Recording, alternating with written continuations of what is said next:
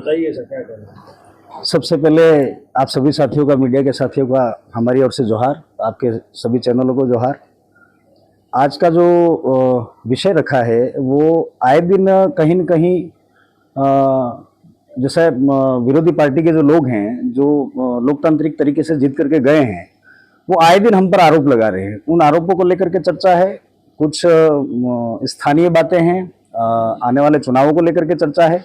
उस बारे में हम विस्तृत चर्चा करने के लिए आप सभी साथियों को बुलाया है। आप सब पधारे, उसके लिए फिर से पुनः जोहार। और विरोधी आए दिन जो बात कर रहे हैं, मीडिया के जो साथी आप पधारे हैं, आप भी देख रहे हैं, आए दिन वो बयान देते हैं, इनका वीडियो अपलोड हो जाता है। जो लोग हमारे विरोध में बात कर रहे हैं या व्यवस्था के विरोध में या उन पुरखों के विरोध में जो बात लिख रहे हैं, और मेरा तो ये कहना है कि थोड़े दिनों पहले रावत साहब ने, मन्नालाल जी रावत जो सांसद हैं उदयपुर से, उनका ये कहना था कि पाठ्यक्रम से वो पाठ ही हटा दिया जाए। जो गोविंदगढ़ महाराज के द्वारा जो बात उठाई गई थी बिलराज को लेकर के या बिल स्टेट को लेकर के या बिल प्रदेश को लेकर के, जो बात कही गई है, सालों पहले की बात है, उस बात को लेकर के इन्होंने एक बयान दिया। बयान देने के बाद में आपको ये पता हो, थोड़े दिनों पहले राष्ट्रपति महोदय यहाँ पधारी मानगढ़ पे, उसी जगह जाकर के वो गोविंदगढ़ के गुणगान गा रहे हैं। तो मेरा ऐसा मानना है कि इनका दिमाग काम नहीं कर रहा है। दिमाग काम कर रहा होता है ऐसे अनर्गल बयान नहीं देते। आए दिन भारत आदिवासी पार्टी पे जो विरोध कर रहे हैं या जो बयान दे रहे हैं उनके विरोध में, वो कोई तथ्य के बिगर है, कोई तथ्य नहीं है इनके पास में। और एक भी व्यक्ति ऐसा नहीं है। थोड़े दिनों पहले तो ये पत्थरबाजों को लेकर के सवाल खड़े कर रहे थे कि भारत आदिवासी पार्टी के कार्यकर्ता ही पत्थर मारते हैं, ऐसा करते हैं, रोडों पे लूटपाट वगैरह करवाते हैं। फिर बीच में इन्होंने घर जलाने की बातें कही, बहुत सारी ऐसी बातें कही है इन्होंने। मुझे तो ऐसा लगता है कि इनका मानसिक इलाज कराना जरूरी है, इनको हॉस्पिटल में भर्ती करा दे। आप मीडिया के साथियों से मेरा तो यही कहना है कि सबसे पहले तो उनका डॉक्टरी इलाज कराने की जरूरत है या चेकअप कराने की जरूरत है, ताकि पता तो पड़े कि आदमी वाकई विकृत तो नहीं है कहीं।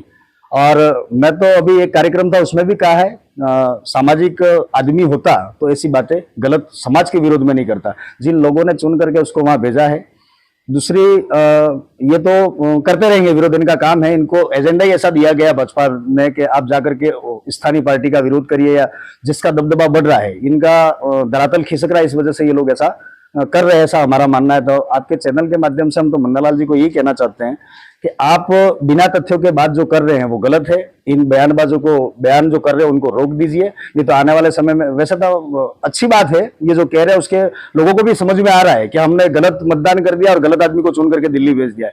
उसके जस्ट अब यहाँ देख लीजिए आप, बांसवाड़ा डूंगरपुर के जो सांसद महोदय हैं, भाई हमारे राजकुमार जी बैठे हैं पास में, इनका देख लीजिए, आज तक एक स्टेटमेंट ऐसा नहीं है जो इनके विरोध में कभी कुछ कहा हो। इन्होंने कोई बात कही होगी तब जाकर के हमने यहाँ से कोई आवाज उठाई होगी।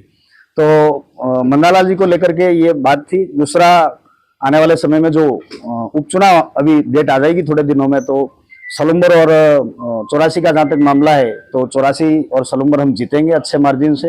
ये रणनीति के साथ में हम लोग काम करेंगे, ये आपके चैनलों के माध्यम से हम लोग कहना चाहते हैं।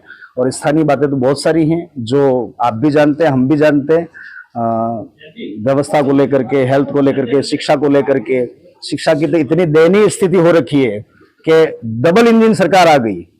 डबल इंजन सरकार दूसरी पार्टी के विरोध में बात कर रही है कि इन्होंने स्कूलें क्रमोन्नत कर दी, हर ग्राम पंचायत में एक सीनियर स्कूल कर दी, ऐसा इनका कहना है।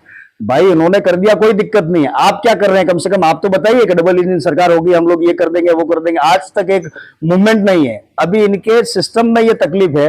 विधायक महोदय हमारे पास में बैठे हुए, उमेश जी आसपुर से विधायक है, अभी इनका बजट ही पूरा नहीं दे पा रहे हैं ये लोग। आप सोचिए, एक विधायक का बजट नहीं दे पा रहे हो, व्यवस्था नहीं चला पा रहे हो, पर्ची वाली सरकार चला रहे हो आप। जैसा पर्ची पकड़ाते हैं वैसा यहाँ के मुख्यमंत्री स्टेटमेंट देते हैं, और कोई भी ऐसी व्यवस्था नहीं बना पा रहे। कोई भी ऐसे युवा साथियों को न तो रोजगार की बात कर रहे हैं, न कोई नहीं। बस इनका काम है अनर्गल बयान करना, अनर्गल बातें करना, फालतू की बकवास करना, इन बातों को लेकर के है। बाकी कम से कम सरकार अगर बनती है तो सरकारों को यहाँ के छोटे से छोटे व्यक्ति के बारे में सोचना चाहिए। जब चुनाव आते हैं तब तो ये बहुत सारे बड़े बड़े वादे करते हैं। इनके घोषणा पत्र देख लीजिए आप, इस घोषणा पत्रों में इन्होंने क्या कहा है, केंद्र की सरकार और राज्य की सरकार ने क्या क्या वादे किए, उसमें से एक वादा पूरा किया हो। केंद्र की सरकार बने भी बहुत अभी समय निकल गया, और राज्य सरकार बने हुए तो तकरीबन 1 साल ऊपर हो गया। तो आप लोग देख लीजिए क्या व्यवस्था बननी चाहिए, कैसा होना चाहिए। ये बात करने के लिए हम लोग आपके बीच में आए हैं और हमारी बात रखी है हमने। उपचुनाव की बात करें, प्रत्याशी चयन को लेकर किस स्टेज पे है आपका, और जीत को लेकर कितने आश्वस्त हैं? जीत को लेकर के तो हम सुनिश्चित है। हम ये चाहते हैं कि जो ये उपचुनाव हो रहे हैं, हमारे विधायक महोदय राजकुमार जी उस टाइम में इस पोस्ट पे थे तो उन्होंने सांसद का चुनाव लड़ा और वो जीते, इस वजह से सीट खाली हुई है। तो जो राजकुमार जी जीते थे उससे थोड़ा सा मार्जिन हम लोग बढ़ाएंगे, ऐसा हमारा मानना है। उससे बढ़ेगा तो बेहतर रहेगा। और चुनाव को लेकर के जो प्रक्रिया है उस प्रक्रिया के दौर से हम गुजर चुके हैं। वोटिंग हमारा हो चुका है, गिनती करना बाकी है। जैसे ही डेट आती है हम लोग गिनती करके आपके बीच में चेहरा दे देंगे, दोनों जगह, सलूम्बर और 84 दोनों जगह। गठबंधन रहेगा? गठबंधन की बात तो पहले ही नकार दी है, पहले ही कह दिया है। स्टेटमेंट आगे हैं, सांसद महोदय ने भी स्टेटमेंट दे दिया है, हमारी तरफ से भी स्टेटमेंट हमने दे दिया है कि गठबंधन किसी प्रकार से नहीं किया जाएगा। गठबंधन था ही नहीं।